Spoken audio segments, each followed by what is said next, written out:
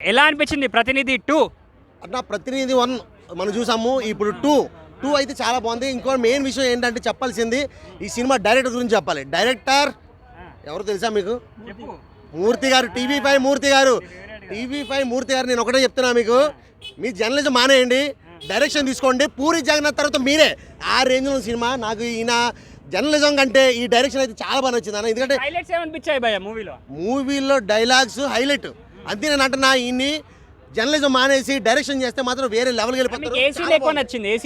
అన్న ప్రతి సీన్స్ బాగున్నాయి. ఇప్పుడు రాజకీయాలకి అంటే ఎలక్షన్కి సంబంధించి సినిమా అనుకున్నాను కానీ దానికి సంబంధమే లేదు. ఒక రాజకీయాలు ఎలా ఉంటాయి అన్న దాని గురించే చూపించారు. కానీ ఆంధ్రాలో కానీ తెలంగాణలో కానీ జరుగుతున్న ఎలక్షన్స్కి ఈ మూవీకి ఎటువంటి సంబంధం లేదు.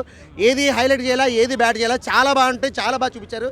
మూర్తి గారి డైరెక్షన్ అయితే మాత్రం వేరే లెవెల్ ఉంది. అండ్ నారా రోహిత్ చాలా రోజులు గ్యాప్ తర్వాత రీఎంట్రీ ఇచ్చారు. నాకైతే చాలా బాగా అనిపించారు. ఇంకా క్యూట్గా తయారయ్యారు.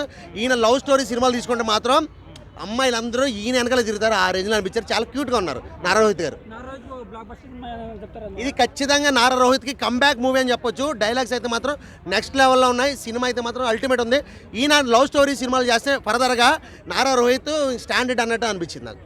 ఫైటింగ్స్ అవన్నీ ఎలా అనిపిస్తున్నాయి? ఇరగా తీసినాయి అన్న. ఫైటింగ్స్ అయితే మాత్రం ప్రొడక్షన్ వాల్యూస్ గట్టిగా పెట్టారు. ఖర్చు విషయంలో మాత్రం వెనకాడలేదు. ఎందుకంటే అసలు ఫైటింగ్ సీన్స్లో ఒక్కో హైలైట్, కార్లు పగలగొట్టడాలు, టేబుల్, ఆఫీసులు, అబ్బాబ్బాబ్బా, బాంబ్ బ్లాస్ట్లో ప్రొడక్షన్ వాల్యూస్ అయితే గుద్దబాలు ఉన్నాయి. అంతే, మామూలు లేదు.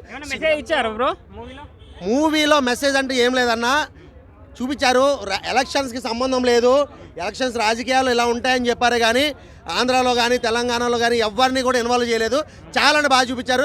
ఎందుకంటే ఆయన ఆల్రెడీ న్యూస్ రిపోర్టర్ అంటే ఆయన తెలుసు ఏం చేయాలనేది. ఆ విధంగా చూపించారు. నేను కూడా చెప్తున్నా, మీరు న్యూస్ రిపోర్టర్గా మానేసి డైరెక్షన్ తీసుకోండి. పూరి జగన్నాథ్ తర్వాత మీరే డైరెక్టర్. ఆ రేంజ్ సూపర్.